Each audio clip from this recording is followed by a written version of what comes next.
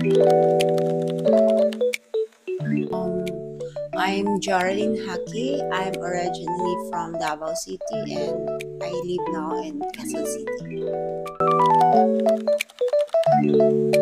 Ano siya, gift certificate po siya sa grand winner nung last Halloween party here in Poblacion. Ano lang, trip ko kasi mahilig kasi ako sa mga like Vikings, tapos yung mga Lucky Charms. So, ano kasi siya parang abundance, parang gusto ko yung mga ganun na signs. Lucky, mga lucky, yeah, I like. Very friendly and very professional and yun, ano ka, wala, yung ano ka lang, very, yung hindi mo ma-feel na iba, like normal lang. So, yun lang. Thanks.